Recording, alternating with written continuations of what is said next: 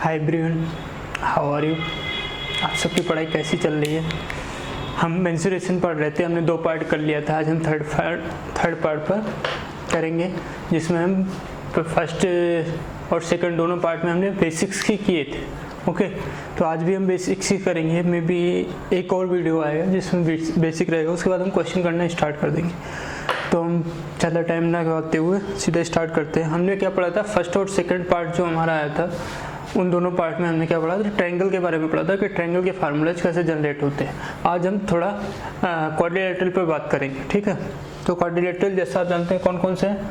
एक स्क्वायर हो गया आपका, ठीक है। एक रेक्टेंगल हो गया, इन सबसे आप परिचित होंगे। एक आपका हो गया रोम्बस,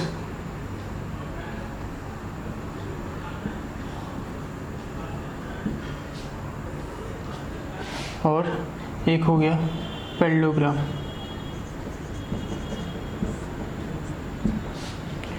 ये 4 हो गए आपके, क्या आपको दिख पा रहा है? ओके, ये 4 है। चारों का मैं थोड़ा एक फिगर बनाता हूँ छोटा मोटा। ये आपका हो गया स्क्वायर,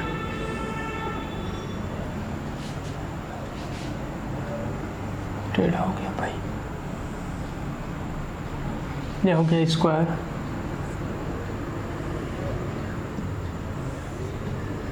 ये हो गया रोम्बस, रेक्टेंगल,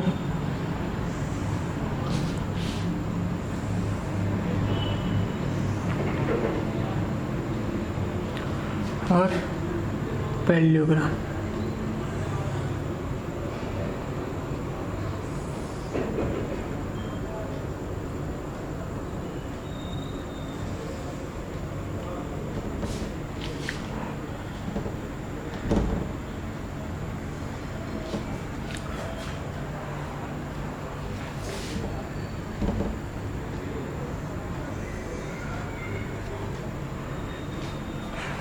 कुछ डिफरेंस नज़र आ रहा है आपको?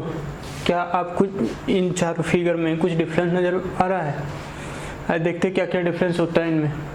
जो होते हैं हमारा square, rhombus and rectangle, parallelogram, क्या होता है, कैसे इनमें डिफरेंस होता है, ये बातें हम सीखते हैं। थोड़ा देखते हैं, कंपेयर करते हैं चारों को हम एक साथ। ये कंपेयर करके पढ़ेंगे, ज़्यादा इजली होगा। आप चाहें तो मैं अलग अलग भी करा सकूँगा, लेकिन कंपेरिजन में थोड़ा जल्दी हमें होता है, ठीक है। स्क्वायर क्या होता है भाई, इनके चारों साइड क्या होते हैं, इक्वल होते हैं। अगर सबको हमने ए लेट कर लिया, सेम रोम्बस के साथ होता है। इनकी भी चारों साइडें क्या होती हैं, इक्वल होती है। तो हो गया कन्फर्म कि रोम्बस और स्क्वायर दोनों के क्या होते हैं, चारों साइडें, all 4 sides are equal. But rectangle और पैरेललोग्राम में ऐसा नहीं होता, इसके अपोजिट साइड्स इक्वल होते हैं। ये एल लिख लो या ए लिख लो, मैं एल लिखता हूँ। तो ये भी एल होगा और ये भी हो, तो यहाँ भी ये एल हो गया और ये बी हो गया। यहाँ तो बस समझ में दोनों में क्या हुआ, इन दो रोम्बस और स्क्वायर के चारों साइड इक्वल होते हैं, all 4 sides are equal. But rectangle और पैरेललोग्राम के अपोजिट साइड्स इक्वल होते हैं। ओके, नाउ इनका जो एडजेसेंट एंगल के बीच, एडजेसेंट साइड के बीच एंगल होता है, एडजेसेंट साइड के बीच एंगल होता है, वो क्या होता है, 90 डिग्री होता है। क्या यहाँ होता है? नो, यहाँ 90 डिग्री नहीं बनता है। यहाँ पर बनता है और यहाँ नहीं बनता है। तो इन दोनों में 90 डिग्री नहीं बनता है, इन दोनों में 90 डिग्री बनता है। याद रहेगा आपको, क्या स्क्वायर और रेक्टेंगल में 90 डिग्री बनता है, कहाँ, एडजेसेंट साइड के बीच में, और रोम्बस और पैरेललोग्राम में नहीं बनता है। ये आप नोट कर सकते हैं, जो मैं बता रहा हूँ अभी, ये बातें आप नोट कर सकते हैं, या मैं सिंबल सा बना रहा हूँ, अगर आप इससे समझ जाए तो बहुत अच्छी बात है। दूसरी बात, डायगोनल की बात करेंगे। जो स्क्वायर होता है, इसका जो डायगोनल होता है वो क्या होता है, एंगल बाइसेक्टर होगा भाई या नहीं होगा? एंगल बाइसेक्टर भी होगा, और ये परपेंडिकुलर बाइसेक्टर होते हैं। क्या होते हैं भाई, परपेंडिकुलर बाइसेक्टर होते हैं।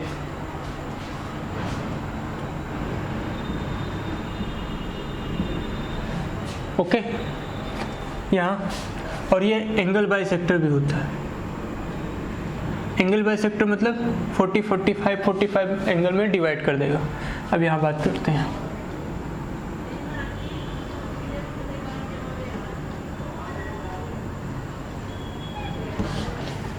इसके बारे में सेम बात होगी। क्या एंगल बाइसेक्टर होगा, तो एंगल बाइसेक्टर होगा। ये परपेंडिकुलर बाइसेक्टर भी होता है। इन सब बातों को याद रखना, काम लगेगा क्वेश्चन में, ठीक है। ये परपेंडिकुलर बाइसेक्टर भी होता है। बाइसेक्टर इन द सेंस ये होता है कि जो डायगोनल होगा पूरा, उसे दो पार्ट में ये मिड पॉइंट हो जाएगा दोनों डायगोनल का, मतलब हाफ हाफ में डिवाइड हो जाएगा। अगर ये 20 तो 10 ही हो जाएगा, 10 हो जाएगा। अगर ये 18 था तो ये 9 हो जाएगा, ये पार्ट 9 हो जाएगा। सेम यहाँ कंडीशन होता है, ठीक है। यहाँ देखते हैं इन दोनों में,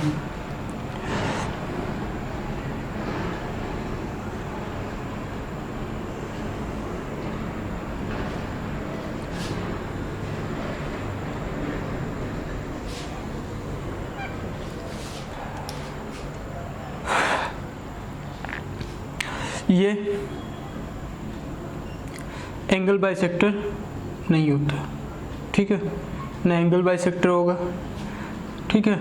ये हम बाइसेक्ट तो करता है पर परपेंडिकुलर बाइसेक्ट नहीं करता। ये दोनों क्या थे, परपेंडिकुलर बाइसेक्ट करते थे, बट ये परपेंडिकुलर बाइसेक्टर नहीं होते, ठीक है। और ये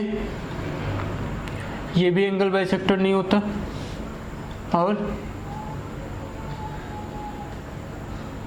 बाइसेक्ट करता है। क्या ये 90 डिग्री बनाएगा, तो ये भी 90 डिग्री नहीं बनाता है। यहाँ 90 डिग्री नहीं बनाता है, ये भी 90 डिग्री नहीं बनाता। ये दोनों 90 डिग्री बनाएंगे, ये दोनों 90 डिग्री नहीं बनाएंगे। ये दोनों पर एंगल बाइसेक्टर होते हैं, ये दोनों एंगल बाइसेक्टर नहीं होते हैं। बट बाइसेक्ट रेक्टेंगल मतलब सॉरी डायगोनल को बाइसेक्ट करते हैं। बाइसेक्ट इन द सेंस कि दोनों यहाँ मिड पॉइंट होता है दोनों का, दोनों हाफ हाफ हो जाएंगे रेक्टेंगल, ओके। समझ गया। और क्या हो सकता है इनमें, इनके दोनों डायगोनल इक्वल होते हैं। इसका दोनों डायगोनल जरूरी नहीं इक्वल हो, इनके दोनों डायगोनल इक्वल होंगे, इनके दोनों डायगोनल इक्वल नहीं होते। इतनी बातें आप समझ पाए। अब आइए हम सेपरेट एक एक को देखेंगे कि कैसे क्या हो सकता है। सबसे पहले हम रेक्टेंगल से स्टार्ट करते हैं, देन अगर आप चाहें तो इसका स्क्रीनशॉट ले सकते हैं इनका। मैंने जो बातें रेक्टेंगल में बताई इतनी बातें आपको याद रखनी है। उसके बाद अब इसका हम फार्मूला देखेंगे, क्या किसमें फार्मूला लगता है, ठीक है।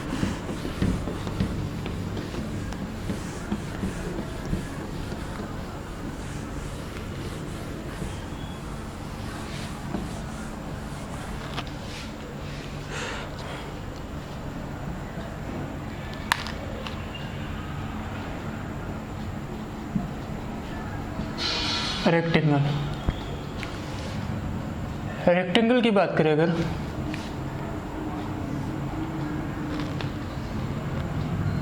ये हो गया हमारा रेक्टेंगल एल बी, ठीक है। बाकी हमने पढ़ लिया इनकी अपोजिट साइड वगैरह सब कुछ पढ़ लिया। अब हम डायरेक्ट फार्मूला पढ़ते हैं कि पैरामीटर क्या होगा। पैरामीटर अगर आपने पहली वीडियो मेरी देखी हो तो उसमें मैंने क्या बताया था, जब हमने फर्स्ट वीडियो में पढ़ना शुरू किया था तो हमने वहाँ पर जब हमने 2D और 3D पढ़ा था कि 2D क्या होते हैं 3D क्या होते हैं, तो हमने क्या पढ़ा था कि वो पैरामीटर क्या होता है किसी फिगर का। तो पैरामीटर वो चीज़ होती है, कोई भी फिगर उसकी जो बाउंड्री होगी वही क्या कहलाएगी, पैरामीटर कहलाएगी। तो यहाँ पैरामीटर क्या हो जाएगा, बी एल। तो क्या हो गया भाई, ऐड करना L plus B plus L plus B. तो 2 बार एल है 2 बार बी है, 2 कॉमन ले लो, 2 प्लस एल प्लस बी। ये क्या हो गया, इसका पैरामीटर हो गया। एरिया क्या होता है, एरिया क्या होता है, L into B, length into breadth क्या होता है, एरिया होता है किसका, रेक्टेंगल का। और क्या चीज़ें हो सकती है इसमें,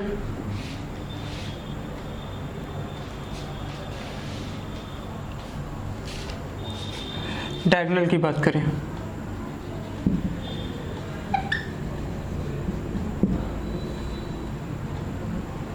डायगोनल के लिए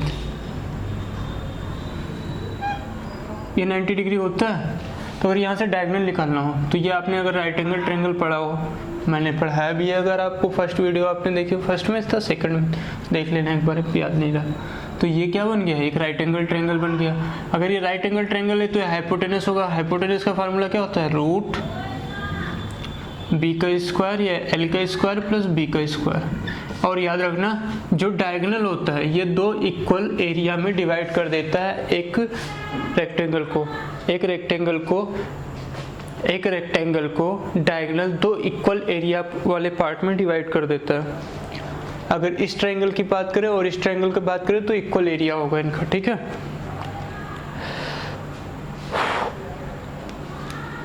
आइए बात करते हैं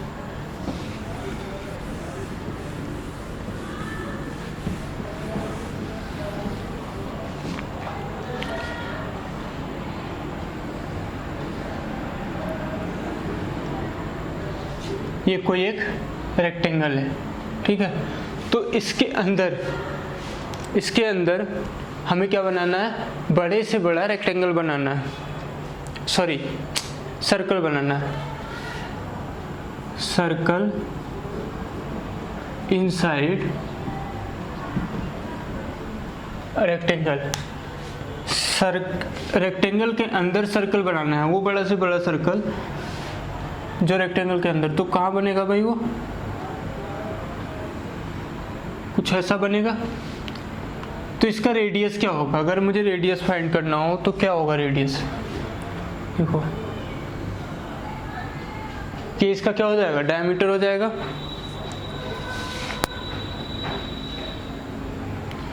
और यही क्या होगा, ब्रेथ होगा। तो डायमीटर इक्वल टू क्या हो जाएगा, diameter of circle is equal to क्या हो जाएगा,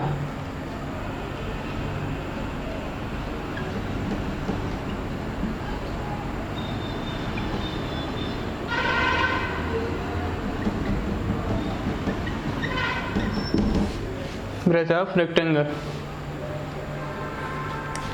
ओके, क्या आप मेरी बात को समझ पाए कि जो ये बड़ा से बड़ा सर्कल बनेगा उसका डायमीटर वही होगा जो इस रेक्टेंगल ही लिखा हो ना, रेक्टेंगल का चौड़ाई होगा या ब्रेथ होगा। ओके, अब हम बात कर लेते हैं किसकी, स्क्वायर की। ये हमारे थे रेक्टेंगल के कुछ फार्मूले। बाकी हम कहाँ पढ़ेंगे इससे डिटेल में, बिल्कुल रेक्टेंगल के बारे में हम कहाँ पढ़ रहे होंगे, ज्योमेट्री में पढ़ रहे होंगे। अभी हम यहाँ यही चीज़ें पढ़ रहे हैं जो हमारे काम की हैं। कहाँ पर, अभी एक इसमें और रह गया रेक्टेंगल में, वो हम पढ़ेंगे। और लास्ट में बस तीन चीज़ें बनती हैं, तीन तरह के बनते हैं, वो एक साथ पढ़ लेंगे, या तीन क्या चार मान लो आप, लेकिन चौथा जो है वो बिल्कुल सर्कल से रिलेटेड है।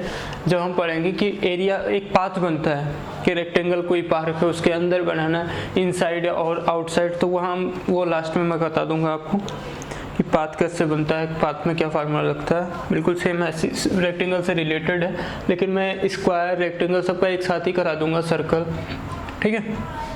अब आइए बात स्क्वायर की करते हैं। स्क्वायर को हिंदी में कहते हैं वर्ग, रेक्टेंगल आयत, स्क्वायर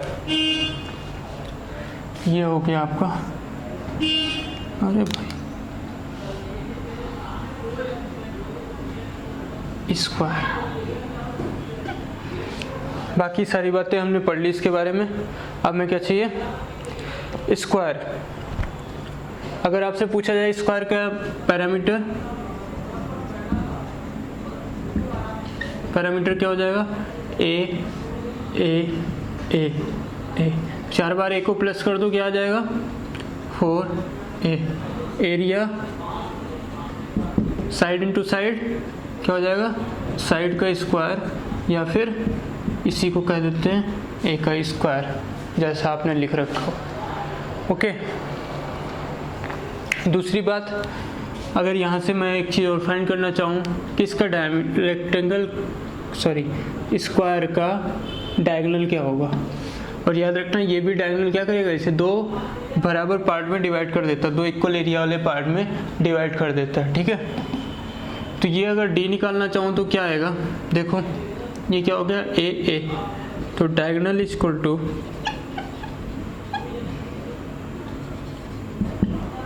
रूट ए का स्क्वायर प्लस ए का स्क्वायर, तो यहाँ क्या आ जाएगा रूट 2a स्क्वायर, ए बाहर आ गया, रूट 2 रह गया तो रूट 2a होता है। डायगोनल इक्वल टू क्या होता है, रूट 2a होता है। क्या आप मेरी बात को समझ पा रहे हैं? इतनी बातें आपको समझ में आई? बहुत अच्छी बात। मुझे पूरा विश्वास है कि आपको ये बातें समझ में आई होंगी। अब आइए कुछ और बातें देखते हैं।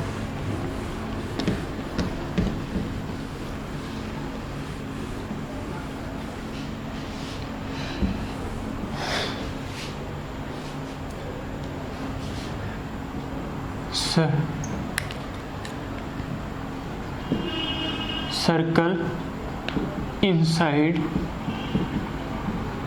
and outside, inside and outside, outside क्या ऊपर जा रहा है,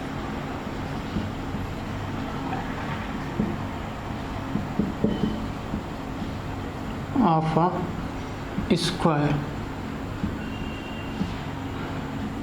circle inside and outside of a square. भाई ये कोई स्क्वायर है, स्क्वायर ही लग रहा है, रेक्टेंगल तो नहीं लग रहा है, ठीक है।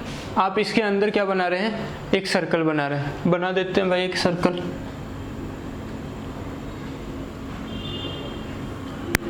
अच्छा सर्कल नहीं बना, कोई बात नहीं, जैसा बना सही है।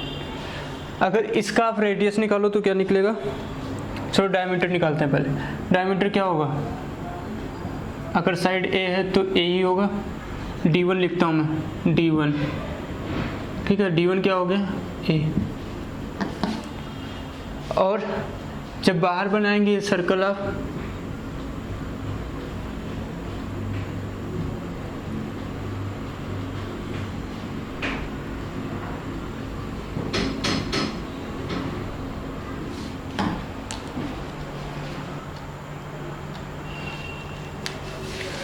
तो ये क्या हो गया हमारा आउटर सर्कल हो गया स्क्वायर के, ठीक है। और ये क्या था हमारा इनर सर्कल। इनर सर्कल एक बार मैं लिख लेता हूँ, इनर सर्कल, इनर सर्कल का जो हमारा रेडियस बनेगा या डायमीटर बनेगा, डायमीटर क्या हो जाएगा, diameter equal to side of square, side of square की यहाँ डाल लो, या अगर रेडियस की बात करें तो रेडियस क्या हो जाएगा, half into side of square, जो स्क्वायर का साइड होगा उसका हाफ हो जाएगा, ठीक है। अब अगर आउटर सर्कल की हम बात करें, किसकी, आउटर सर्कल की, तो वो कैसे बनेगा, देखो आउटर सर्कल, ये तो हमारा इनर सर्कल था, आउटर सर्कल क्या होगा,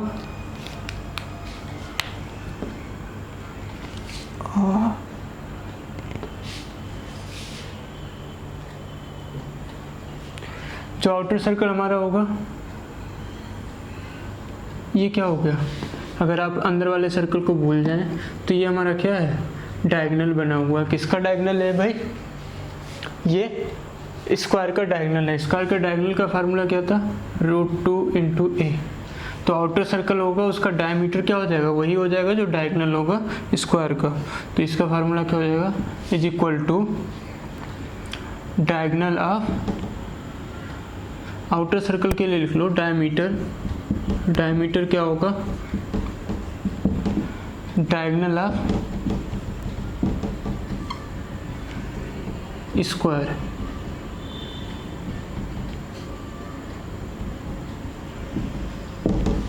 ठीक है। अगर रेडियस निकालना चाहें तो रेडियस क्या हो जाएगा,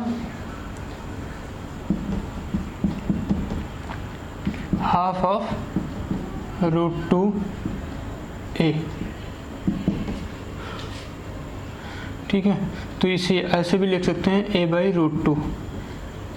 अब देखो इन दोनों में अगर कंपेयर करना चाहें हम, किसमें, इनर और आउटर सर्कल में, इनर सर्कल और आउटर सर्कल, तो R1 हो गया, R2 ये हो गया, ठीक है। दोनों का रेशियो, इनर का रेडियस क्या हो जाएगा भाई, ये साइड का हाफ a/2, और आउटर का क्या हो जाएगा a/√2, ठीक है। √2 से डिवाइड कर, ये कैंसिल हो गया, 2 यहाँ 2 आ जाएगा, यहाँ √2 × 2, √2 से डिवाइड हो जाएगा तो क्या हो जाएगा, ये हो जाएगा 1:√2। ये क्या हो गया, रेडियस का, और यही रेडियस का होगा, यही किसका होगा, डायमीटर का भी रेशियो होगा, और यही किसका रेशियो होगा, आपने अगर पहली वीडियो देखी हो तो हमने क्या पढ़ा था, यही हमारा सरकमफ्रेंस का भी रेशियो हो जाएगा। लेकिन अगर एरिया की बात करें तो एरिया का रेशियो क्या होगा, दोनों सर्कल के, इनका स्क्वायर 1:2 हो जाएगा। आपको बातें याद आ रही होंगी, ठीक है। आप इन बातों को नोट कर सकते हैं अगर चाहें तो। अब आइए एक और नई चीज़ देखते हैं, एक और बात देखते हैं हम, नहीं क्या आपने पढ़ रखी होगी, लेकिन कुछ लोगों के लिए तो नहीं ही होगी। जो पढ़ रखे हैं उनका रिवीजन, और जो नहीं पढ़ रखे उनके लिए सीखने का अवसर, ठीक है।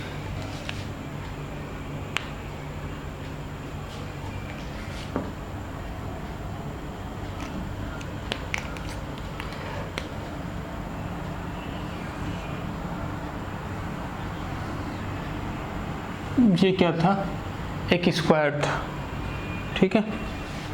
इसका एक ये डायगोनल था, साइड क्या होगी ए ए ए। इस डायगोनल पर, जो डायगोनल था, इस डायगोनल पर हमने क्या बना दिया, एक स्क्वायर बनाया।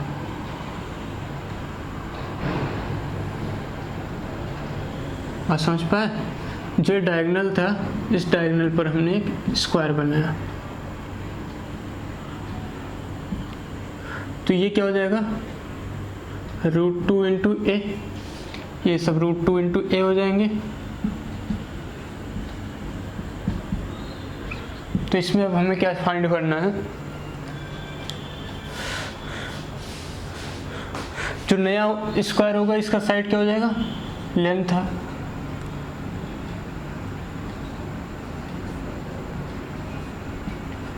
Length of each side of new square कितना हो जाएगा, √2 × a, ठीक है। अब अगर दोनों के कंपेयर करें, S1:S2, S1:S2 कितना आएगा, S1 क्या था a और S2 क्या था √2a, ठीक है। तो ये क्या हो गया 1:√2, ठीक है। अगर इनका यही साइड का रेशियो भी बना, यही पैरामीटर का भी रेशियो होगा, और आप सिर्फ फिर समझ रहे होंगे जो बातें मैंने अभी बताई पीछे, सेम यही पैटर्न चलता है, हमने फर्स्ट वीडियो में पढ़ा था। लेकिन अगर एरिया की बात करें तो एरिया का रेशियो क्या बन जाएगा, 1:2, ठीक है। एरिया का रेशियो क्या हो जाएगा, 1:2 हो जाएगा। क्या आप मेरी बात को समझ पा रहे हैं। अब ये क्या हो गया, स्क्वायर ऑन डायगोनल। अगर कोई स्क्वायर है उसके डायगोनल पर एक स्क्वायर बनाया गया। अब इसी डायगोनल पर अगर हम क्या बना दें, एक इक्विलैटरल ट्रायंगल बना दें। एक हमने क्या बनाया, equilateral triangle.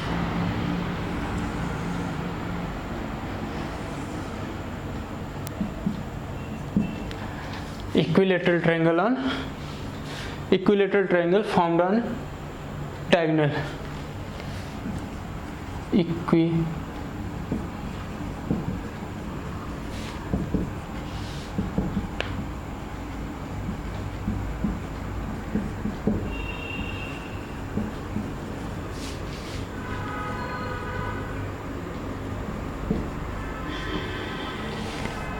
Equilateral triangle formed on diagonal of square.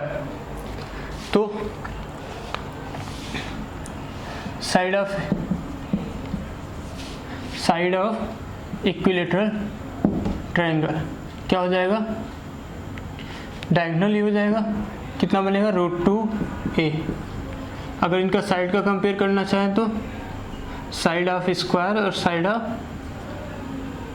ये S1 जो लिखा है वो स्क्वायर का भाई, S2 किसका है, इक्विलेटरल ट्रायंगल। तो क्या हो जाएगा, ये a हो गया और ये √2a हो गया।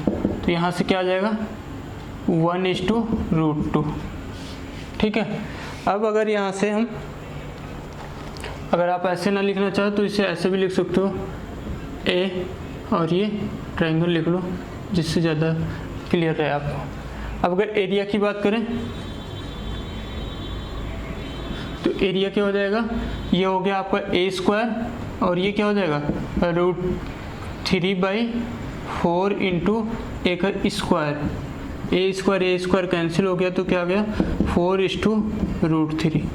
ये क्या हो जाता है, रेशियो, डायरेक्ट रेशियो। इससे आप क्या कर सकते हैं, क्वेश्चन में डायरेक्ट वैल्यू पुट करेंगे और आंसर आपको मिलेगा कि अगर आपके पास स्क्वायर है, इसके डायगोनल को बेस मानकर एक इक्विलेटरल ट्रायंगल बनाया गया, स्क्वायर का एरिया दे रखा था तो उसका पूछेगा तो आप क्या कर दोगे, आप डायरेक्ट बता दोगे। जैसे 16 दे रखा था कि कोई स्क्वायर था, उसका एरिया कितना था, 16 था। तो 4 यूनिट की वैल्यू कितनी हो गई, 4 यूनिट की वैल्यू 16 हो गई। आपने 4 से मल्टीप्लाई किया था, यहाँ से 4 से मल्टीप्लाई कर दो, जो डायगोनल पे बनेगा उसका क्या हो जाएगा 4√3 यूनिट स्क्वायर क्या हो जाएगा, एरिया हो जाएगा इक्विलेटरल ट्रायंगल का। तो बहुत ईजी तरीका हो जाएगा ऐसे करने से, अगर आपको रेशियो दे रखा हो। ऐसे पिछले जो हमने सीखा उसमें भी ऐसा हम यूज़ कर सकते हैं। बात समझ पा रहे हैं आप। मैं क्वेश्चन इन सब पे कराऊंगा जब आगे हम क्वेश्चन करना स्टार्ट करेंगे। अभी तो हम केवल क्या कर रहे हैं, फार्मूला जनरेट कर रहे हैं, जिससे बस एक क्लास हो, उसके बाद आज तो मुझे लग नहीं पा रहा कि पूरे हो जाएंगे। एक क्लास के बाद हम क्वेश्चन करना शुरू कर देंगे। क्या बात सही है भाई? ये गलत हुआ, कैसे गलत हुआ? हम साइड क्या होता है, √2a होता है, हमने केवल a लिख लिया, तो यहाँ √2a का स्क्वायर। ठीक है, तो यहाँ क्या आ जाएगा, a² is to √3/4 into 2a²। से a² कैंसिल हुआ, ये आ जाएगा 2:√3। अब सही हुआ। ठीक है, बात समझ पाए? आप 16 दे रखा होगा तो 8 से मल्टीप्लाई 8√3 आ जाएगा, जो मैं आपको बता रहा था। अब आइए कुछ और देखते हैं।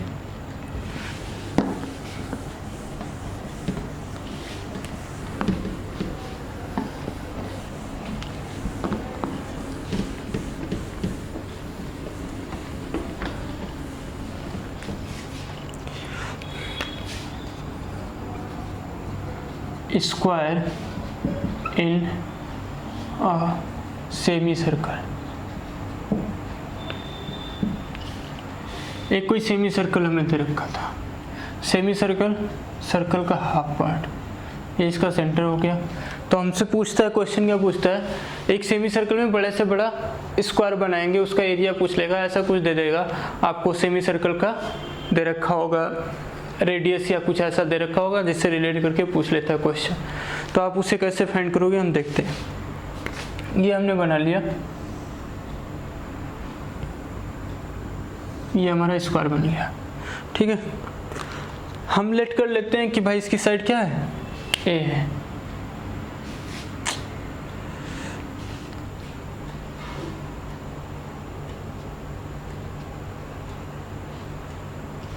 इसकी साइड क्या है, ए है। अगर ये पूरी साइड ए है तो ये याद रखना, ये हमेशा इसका क्या होगा, इस पूरी साइड का मिड पॉइंट होगा। जितना ये साइड इधर जाएगा उतना ही, अगर ऐसा नहीं हुआ तो ये लार्जेस्ट नहीं बनेगा, लार्जेस्ट स्क्वायर नहीं बनेगा, ठीक है। अगर ये लार्जेस्ट है तो ये पूरा ए हो गया और ये क्या हो जाएगा a/2। तो ये यहाँ से हमने ये मिला दिया, इसको हमने लेट कर लिया x। तो भाई x क्या है यहाँ पर, x ना लिख के मैं इसे r लिख देता हूँ जिससे ज़्यादा ईजी रहे। r क्या है यहाँ पर, रेडियस है किसका, सेमी सर्कल का। तो रेडियस की वैल्यू अगर निकालना चाहें हम, ये क्या है, स्क्वायर है। अभी हमने पढ़ा स्क्वायर में क्या होता है, एडजेसेंट साइड के बीच में एंगल कितना बनता है, 90 डिग्री। तो ये क्या बन गया, hypotenuse triangle, sorry right angle triangle बन गया। राइट एंगल ट्रायंगल बन गया तो यहाँ से अगर r निकालना है तो क्या निकलेगा, √a² प्लस a/2 का होल स्क्वायर मीन्स a²/4, ठीक है। तो r² यहाँ से क्या हो जाएगा, 4 और 1 5/4 a² बाहर आ गया, √5/2a। ये किसकी वैल्यू हो गई, r की। क्या यहाँ तक बात समझ में आई आपको, या कोई है इशू आपको बताएं। अगर ये बात समझ में आ गई तो अगर यहाँ से मुझे स्क्वायर का साइड निकालना है तो स्क्वायर का साइड क्या हो जाएगा, 2r/√5, 2r/√5, ठीक है। अगर इससे आप रेशियो निकालना चाहते हैं किसके बीच में, साइड और रेडियस के बीच में अगर आप रेशियो निकालना चाहते हैं तो देखें r और a, एक काम कर यहीं से समझे, r/a, ये a कहाँ आ गया, इसके नीचे डिवाइड हो गया तो क्या आया, √5/2। r की वैल्यू कितनी हो गई, √5, a की वैल्यू कितनी हो गई, 2 हो गई। तो यहाँ से अगर r/a के बीच में हमें रेशियो बताना हो तो r की वैल्यू कितनी हो गई, √5, a की वैल्यू कितनी हो गई, 2 हो गई। ये इनके बीच में क्या होता है, रेशियो होता है, ठीक है। एक चीज़ मैं और दिखाता हूँ आपको। ये तो क्या था, सेमी सर्कल में, सेम ऐसा नीचे और बना दो, क्या कर लो, सेम बना दो नीचे। अब ये सेमी सर्कल रहा, सर्कल हो गया, सर्कल हो गया। हमने क्या किया, यहाँ भी ऐसा ही स्क्वायर बना दिया। मिरर इमेज आपने पढ़ा होगा रीजनिंग में, हमने एक मिरर इमेज बनाया। क्या बनाया भाई, मिरर इमेज। मान लेना कि इसकी भी साइड क्या है, ए। लग नहीं रहा होगा आपको, लगने से कुछ नहीं। देखो अब अगर ऐसा है, ये रफ कर देता हूँ मैं, बस नीचे का ये रहना, ठीक है। ये क्या बन गया, रेक्टेंगल बन गया। अगर ये रेक्टेंगल बन गया तो ये यहाँ से ऐसे मिला तो, ठीक है। तो इस रेक्टेंगल का डायमीटर, इस रेक्टेंगल का डायमीटर डायगोनल, ये डायगोनल होगा और यही क्या होगा, इस सर्कल का डायमीटर होगा। तो ये क्या हो जाएगा, diagonal of rectangle is equal to diameter of circle, diameter of circle हो जाएगा। ऐसा होगा।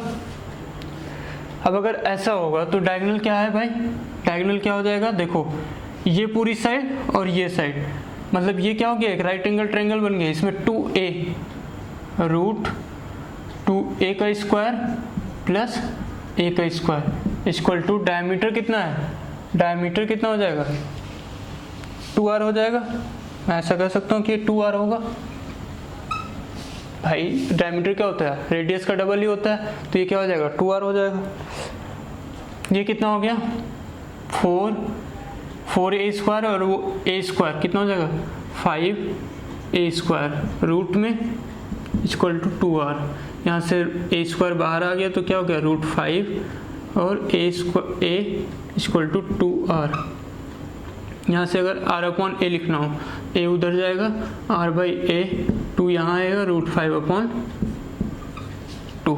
r की वैल्यू क्या हो गई, √5 और a की वैल्यू 2। तो r और a में अगर हमें क्या बताना हो, रेशियो, तो क्या हो जाएगा √5/2। वही सेम रेशियो मिला हमें जो हमें क्या सेमी सर्कल में स्क्वायर मिल रहा था, वही सर्कल में रेक्टेंगल का भी होता है। मीन्स साइड का रेशियो वही मिलता है जो यहाँ मिलता है, रेडियस और साइड में जो रिलेशन हमें पूरे सेमी सर्कल में स्क्वायर का मिला था वही हमें क्या मिलता है, रेक्टेंगल में मिलता है। बस अगर रेक्टेंगल होगा तो इसकी जो ब्रेथ होगी वो तो वही होगी और जो साइड होगी वो डबल हो जाएगी, एक ही डबल हो जाएगी, मतलब ये टोटल डबल हो जाएगा, ये 4 हो जाएगा और ये √5 रह जाएगा। बात अब समझ पा रहे होंगे, क्योंकि a यहाँ से यहाँ तक और a यहाँ से यहाँ तक, तो ये चीज़ें डबल हो जाएंगी। ओके, आइए इस पर एक क्वेश्चन हम करते हैं। ठीक है, पहले इसे मैं रफ करता हूँ क्वेश्चन।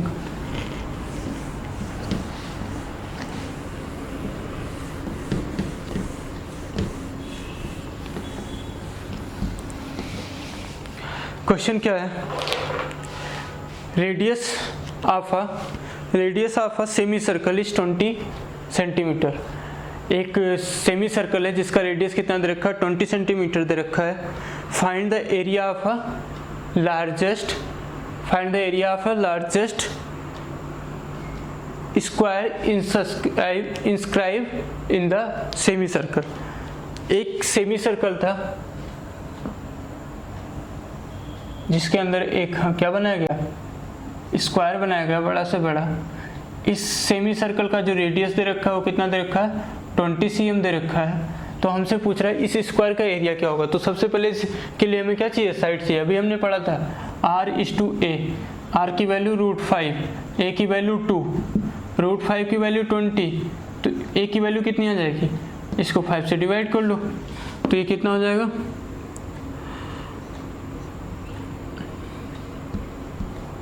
एक यूनिट की वैल्यू 20/√5।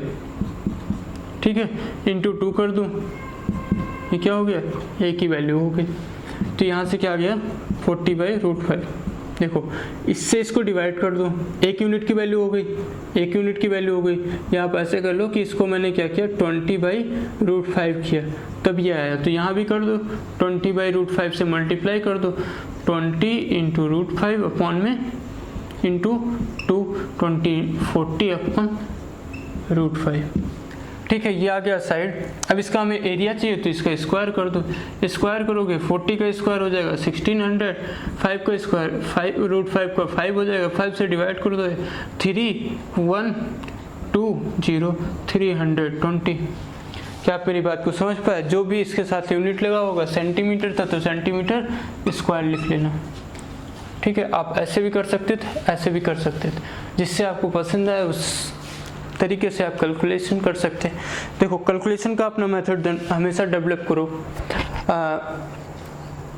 हर बंदे का माइंड एक जैसा नहीं होता, सबका अपने अपने तरीके से चलता है। आप कैसे कैलकुलेट करते हो, कितना जल्दी कर लो, ज़्यादा से ज़्यादा चीज़ें माइंड में करने की कोशिश करो, कम से कम लिखोगे कम से कम टाइम लगेगा। जितना ज़्यादा आप लिखने की कोशिश करोगे उतना ज़्यादा टाइम लगेगी। अपने पर कॉन्फिडेंस डेवलप करने की कोशिश करो कि आपने एक बार जो चीज़ें कैलकुलेट की वो बिल्कुल सही कैलकुलेट किया है। ठीक है, और हमेशा ट्राई करो कि एक्यूरेसी आपकी 100% हो जब भी आप कोई चीज़ कैलकुलेट कर रहे हो, कि जितनी बार आप चीज़ें गलत करोगे ना उतना आपके लिए प्रॉब्लम होगा, आपका कॉन्फिडेंस लूज होता चला जाएगा।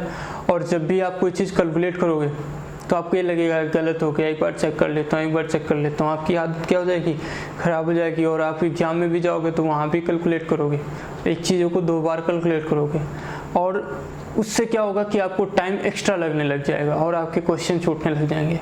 आजकल के कट ऑफ के इतने बुरे हाल हैं। इस बार सीजन में जो कट ऑफ गया है प्री का 147 गया है जनरल का, तो आपको बहुत अच्छा स्कोर करना पड़ेगा तभी आपके प्री एग्जाम क्लियर होंगे। और प्री क्लियर करना मेंस क्लियर नहीं होता है। जब आपसे प्री से नंबर एक्स्ट्रा होंगे, जो क्लियर कर रहे होंगे उनसे बहुत आगे होगा, जो कट ऑफ होगा उससे बहुत आगे होगा, तब जाके आपको मेंस में आपके चांसेस बनते हैं। अदरवाइज मेंस में बहुत मेहनत करनी पड़ जाती है। ठीक है, तो आप प्री से ही मेंस का प्रिपरेशन करें, क्योंकि प्री में अगर आपके अच्छे स्कोर होते तो आपको एक बोनस पॉइंट मिलता है। कि आपके अगर स्कोर थोड़े कम हो जाते हैं मेंस में तो भी आपके पास चांस होगा, लेकिन अगर आप प्री में ही बिल्कुल बॉर्डर पर हैं तो फिर तो आपके लिए मेंस बिल्कुल डेडलाइन हो जाएगा। आप अगर वहाँ अच्छे स्कोर करेंगे तो आपका सिलेक्शन होगा, नहीं तो आपको दोबारा से प्री क्वालिफाई करना पड़ेगा। तो आप ट्राई करें कि प्री आपका अच्छा जाए। अगर आप CHSL वगैरह के लिए कर रहे हैं तो CHSL भी आसान नहीं रहा, कट ऑफ बहुत ज़्यादा जाने लगी। Last time cut off general की जो गई थी 135 गई थी, वो 2018-19 तो अभी एग्जाम अगस्त में है, 1 महीने बाद अभी डेट आई थी। अब देखो क्या होता है नेक्स्ट, कुछ पता नहीं है अभी। लॉकडाउन मतलब ये कोरोना वायरस के चक्कर में कब क्या हो, अभी कुछ डेट आया नहीं है। लास्ट टाइम का टाइपिंग भी अभी हुआ नहीं है, तो क्या कब हो अभी कुछ नहीं पता। बट अब हमने क्या पढ़ लिया, स्क्वायर पढ़ लिया, रेक्टेंगल पढ़ लिया। अब हम पढ़ते हैं पैरेललोग्राम। ठीक है, पैरेललोग्राम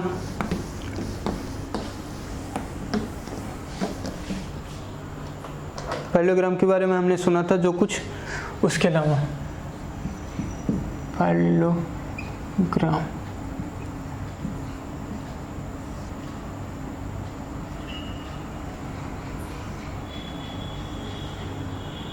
ये साइड क्या है ए, जो इसकी अपोजिट साइड हमने अभी सुना क्या होती है, सब कुछ हम पढ़े इसके बारे में कि अपोजिट साइड क्या होती है, इक्वल होती है, पैरेलल होती है। ठीक है, ये बी तो ये भी बी होगा। ओके, 2-3 बातें, अपोजिट साइड इक्वल होती है। ठीक है, इनके जो अपोजिट एंगल होते हैं वो भी क्या होते हैं, इक्वल होते हैं।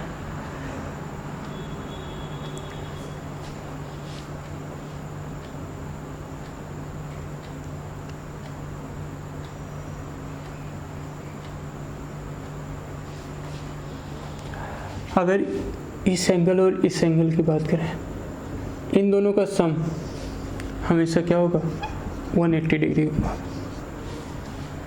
ठीक, और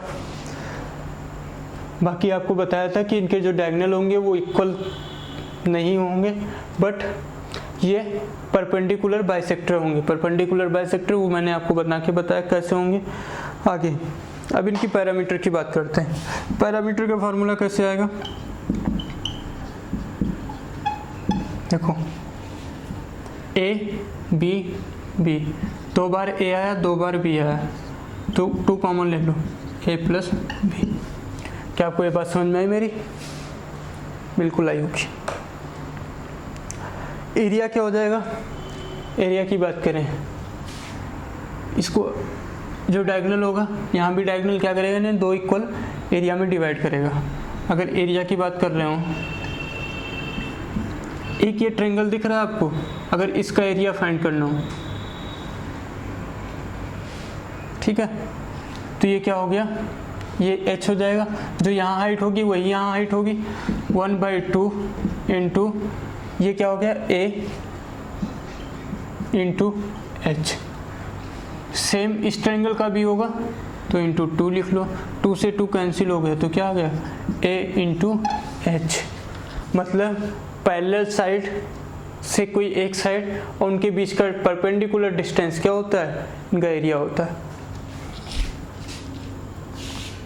ठीक है, ये क्या हो गया हमारा पैरेलल साइड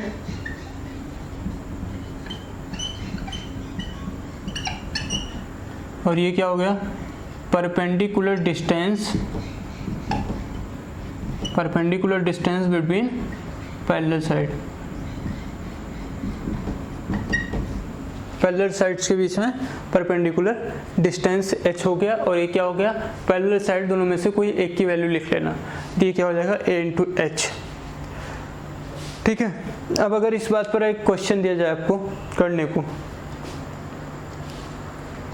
आइए देखते हैं क्वेश्चन। ये बातें आपको समझ में आएगा, कुछ आप इस लिखना चाहें या स्क्रीनशॉट लेना चाहें तो कर सकते हैं।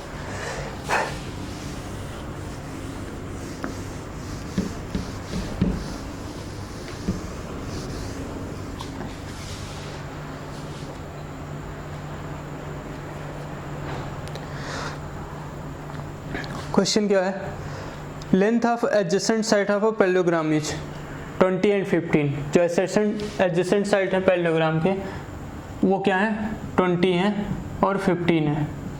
ओके। एंड हमें फाइंड क्या करना है, इफ द परपेंडिकुलर डिस्टेंस, इसके बीच में परपेंडिकुलर डिस्टेंस क्या है वो भी दे रखा है, between the largest side is 9 cm। जो परपेंडिकुलर डिस्टेंस है मीन्स हमारा h हो जाएगा, h क्या हो जाएगा, लार्जेस्ट साइड कर रहा है मतलब इन दोनों इस साइड के बीच में वो कितना है 9 cm है। तो हमसे कह रहा है क्या बताना है, find the distance between smallest side, तो स्मॉलेस्ट साइड के बीच में डिस्टेंस बताना है। मैं बना देता हूँ फिगर, ये हो गया, ये 20 है, ये 15 है, ये भी 20, ये भी 15 है। ये डिस्टेंस हमें दे रखा है 9 cm। तो हमसे कह रहा है कि इसके बीच में परपेंडिकुलर डिस्टेंस कितना होगा, ये वैल्यू पता करनी है। अरे भाई देखो, जो हमने पहले इसको बेस माना तो ये हाइट हो गया, ये हाइट हो गया 20 इंटू 9 cm, ये क्या हो गया, एरिया हो गया। लेकिन अगर इसको बेस माने तो ये हाइट बन जाएगा, तो 15 इंटू h, दोनों एरिया तो है, दोनों एक ही पैरेललोग्राम का एरिया है, एक ही पैरेललोग्राम का एरिया है दोनों, तो दोनों इक्वल होंगे। सॉल्व कर लो, 5 से कर दो 3 आ गया, 4, 3 से कर दो 3, तो h की वैल्यू कितनी आ गई 12 cm। तो ऐसे भी क्वेश्चन कभी कभी पूछ लेते हैं एग्जाम, तो आपको ये सारी चीज़ें भी करनी आनी चाहिए, ठीक है। एक और क्वेश्चन देखते हैं, क्या है next question, the length of adjacent side, question नहीं है, एक फार्मूला छोटा सा, उसके बाद question, if length and length of sides, length of adjacent side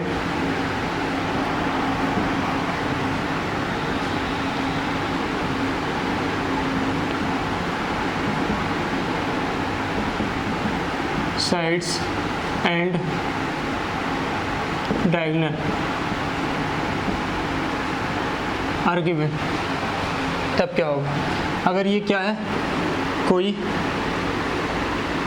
parallelogram है, तो ये क्या हो गया, एडजेसेंट साइड हो गया, और ये क्या हो गया, डायगोनल हो गया।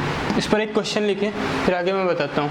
क्या ऊपर की लाइन आपकी लिखी हुई आई या नहीं है, देख लो। मैं बोल देता हूँ, if length of adjacent sides and diagonal are given, तो एक डायगोनल दिया हो तो क्या होगा। एक क्वेश्चन इस पर लिखें आप कि length of adjacent side of parallelogram is 7 and 5 centimeter and diagonal is 6 centimeter. Find the parallelogram, area of parallelogram and the height, and find the height of smallest side, मतलब स्मॉलेस्ट साइड से height बतानी, ठीक है।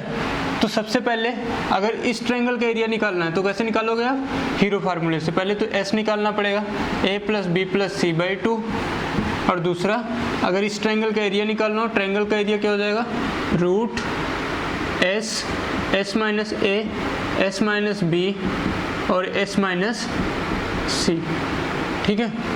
अब अगर ये पूरे triangle का है तो क्या हो जाएगा, एरिया ऑफ पैरेललोग्राम क्या हो जाएगा, area of parallelogram equal to 2 into area of क्या हो जाएगा, ट्रायंगल हो जाएगा। क्या आप मेरी बात को समझ पा रहे हैं। तो सबसे पहले s निकालते हैं हम। s हमें साइड कितना दे रखा है, ये दे रखा था, यहाँ मैं लिख लेता हूँ एक बार, ये दे रखा था 7, ये दे रखा था 5 और ये दे रखा था 6। यहाँ से अगर s निकालना चाहें 7 + 5 + 6/2 कितना आ गया भाई, 18/2 9 सेंटीमीटर हो गया। तो अगर हम एरिया निकालना चाहें तो एरिया कितना आएगा हमारा, कितना हो जाएगा, 9 - 7 करेंगे 2, फिर 9 - 5 करेंगे 4 इंटू 9 - 6 करेंगे 3। यहाँ से इसमें से एक पेयर बन गया 3 का, ये 2 हो जाएगा, 3 × 2 = 6 हो गया और ये √6 रह जाएगा।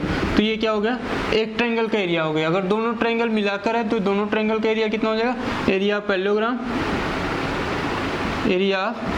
पैरेललोग्राम कितना हो जाएगा, 2 × 6 √6। तो क्या आ गया यहाँ से 12√6। एक तो हमारा आ गया एरिया पैरेललोग्राम। दूसरा हमसे क्या पूछा था कि जो ये स्मॉलेस्ट साइड है इससे परपेंडिकुलर हाइट क्या बनेगी। तो एरिया अगर इसको बेस मान लें, इससे एरिया निकालें तो ये हमें हाइट लेना पड़ेगा। 5 इंटू हाइट क्या हो गई, h हो गई। ये क्या हो गया, एरिया का फार्मूला हो गया। एरिया हमारा क्या है 12√6। तो यहाँ से अगर हम निकालना चाहें तो h की वैल्यू क्या आ जाएगी 12/√6 अपॉन में 5। ठीक है, ये हमारा हो गया h। अगर ये पॉइंट में इधर रखा होगा तो आप इसे डिवाइड कर लेना। ये डिवाइड करके क्या आ जाएगा 2.4√6 मान 10 और तो हाँ 2.4√6 आ जाएगा। ओके, क्या मेरी बात को आप समझ पाए? अगर समझ पाए तो आइए एक चीज़ और देखते हैं हम। क्या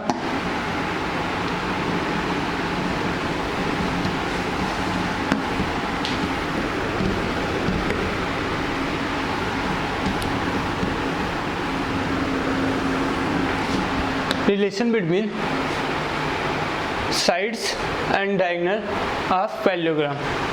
ध्यान से देखना इस कॉन्सेप्ट को। ये क्या दे रखा है, एक डायगोनल, ये एक हमें पैरेललोग्राम था। ठीक है, ये ठीक है एल बी, ये डी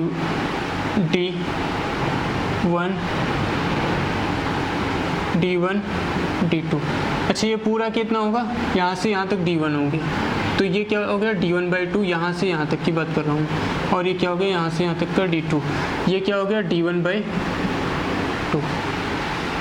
जरा इस ट्रायंगल की बात करोगे, ये क्या है भाई मीडियन होगा, तो इसको हाफ हाफ रेडियस में, और ये क्या है हमारा हाफ हाफ एरिया में डिवाइड करेगा। ये एक ट्रायंगल बना, एक ट्रायंगल बना। कैसा ट्रायंगल होगा, एक ये राइट एंगल ट्रायंगल होगा। अगर यहाँ से L² की वैल्यू मैं चाहता हूँ, L² की वैल्यू, तो क्या निकलेगा इसका स्क्वायर प्लस इसका स्क्वायर, इसका स्क्वायर D1 का स्क्वायर D1/2 का स्क्वायर, D1/2 का स्क्वायर प्लस D2/2 का स्क्वायर। क्या आप मेरी बात से सहमत है? अगर B² की वैल्यू चाहिए, B² की वैल्यू चाहिए तो क्या निकलेगा, सेम यही चीज़ें लिखेंगे। ठीक है, बस B² की हो जाएगी। तो इन दोनों को मैं यहीं ऐड कर दे रहा हूँ, प्लस B² = 2 और 2। जरा लिखना एक बार, L² plus B² = 2 into D1 का square upon 4 plus 2 into D2 का स्क्वायर अपॉन 4। इससे ये कैंसिल हो गया, इससे ये कैंसिल हो गया। तो L1 L का स्क्वायर प्लस B का स्क्वायर = क्या आ गया 1/2 कॉमन ले लो, तो हो गया D1 का स्क्वायर प्लस D2 का स्क्वायर। ठीक है, इस 2 से यहाँ मल्टीप्लाई कर दो तो क्या हो गया 2L का स्क्वायर प्लस B का स्क्वायर = D1 का स्क्वायर प्लस D2 का स्क्वायर। ये क्या होता है, एक रिलेशन होता है किसके बीच में, लेंथ और ब्रेथ ऑफ पैरेललोग्राम के बीच में एक रिलेशन होता है। क्या आप मेरी बात को समझ पा रहे हैं? तो मुझे लगता है कि आज के लिए इतना ही रखना चाहिए। रोम्बस रह गया, रोम्बस हम नेक्स्ट क्लास में कर लेंगे, कोई भी प्रॉब्लम नहीं है। मैं बहुत जल्दी ये हमारा वीडियो नेक्स्ट वीडियो में कर लेंगे, नेक्स्ट वीडियो बहुत जल्दी आएगा। ठीक है, नेक्स्ट वीडियो में बेसिक कंप्लीट हो जाएगा, उससे हम आगे क्वेश्चन करना स्टार्ट कर लेंगे। बहरहाल आज के लिए इतना ही। आप सब अपनी लाइफ को एंजॉय करते रहें और पढ़ते ज़रूर रहें।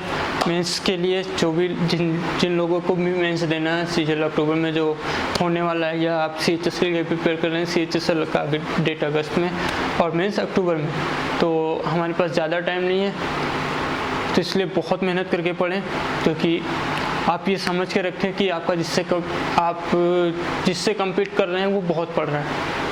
ठीक है, और उससे आपका कंपटीशन नहीं, अगर अपने आप से कंपटीशन करने की कोशिश करेंगे तो ज़्यादा बेटर होगा। डेली अपने आप को इम्प्रूव करने की कोशिश करें, अपने आप के बारे में ज़रूर 10 मिनट सोचने की कोशिश करें कि आज मैंने पूरे दिन में क्या किया। मैंने आपको पहले ही वीडियो में बताया था कि टाइम को ऑप्टिमाइज़ करना क्या होता है। टाइम ऑप्टिमाइज करना यही होता है कि अपने आप को डेली एक बार क्या करें, अपने आप को एनालाइज करें। मैंने आज पूरे दिन में क्या किया, मुझे कहाँ टाइम को अपना यूज़ किया, कहाँ मिसयूज़ किया, और क्या कर सकता था जिससे और भी बेटर होता मेरे लाइफ में। ये सब अगर करेंगे तो आपका लाइफ और ही मज़ेदार हो जाएगा और आप सक्सेस मिलेगी। सक्सेस मिले ना मिले, एंजॉय तो जरूर करोगे अपने लाइफ को, क्योंकि आपको ये नहीं लगेगा कि मैंने अपने मतलब मैं टाइम वेस्ट कर रहा था या ऐसा कुछ कर रहा था जो यूजफुल नहीं किया। अपने आप को हमेशा क्या पाओगे, सेटिस्फाई कर पाओगे। और अपने आप को सेटिस्फाई जब तक हम नहीं करते तब तक हम दुखी रहते हैं। जिस दिन खुद सेटिस्फाई हो जाते हैं उस दिन बाकी कोई सेटिस्फाई हो ना हो उससे मतलब नहीं रह जाता। बहुत लोग दुखी रहते हैं, दुखी तो लोग भगवान से भी रहते हैं। ओके, तो बाय, टेक केयर। आप सभी को शुभ रात्रि, आप सभी का रात्रि अच्छी हो, सपने अच्छे आए। ठीक है, चलो बाय, टेक केयर।